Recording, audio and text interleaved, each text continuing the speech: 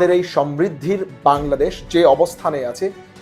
যেই অ্যাঙ্গেল থেকেই বলি বা দেখি, যে অবস্থানে আমাদের বাংলাদেশ আছে, এই অবস্থানে আসার পেছনে সবচেয়ে বড় যদি কোনো ভূমিকা থাকে সেটা হচ্ছে আমাদের প্রবাসী রেমিটেন্স বা আমাদের ফরেন যে রেমিটেন্স, আমাদের যে ফরেন ফাইটার্স রেমিটেন্স যোদ্ধারা আছে, তারা যেই টাকাটা বাংলাদেশে পাঠায়, ওই টাকাটা কিন্তু আমাদের অর্থনীতিতে, আমাদের ওভারঅল যেই বৈদেশিক রিজার্ভের মধ্যে কিন্তু বিরাট একটা ইম্প্যাক্ট করে, এবং ওই ইম্প্যাক্টের কারণে কিন্তু আমাদের purchasing power and buying capacity কিন্তু আমাদের বাড়ে।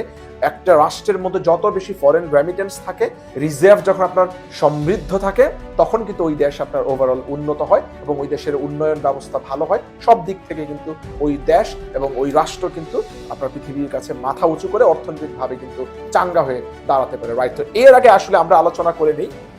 আমরা জেনে নেই, একদম ভেঙে আজকে আলোচনা করব যে এই পৃথিবীর মধ্যে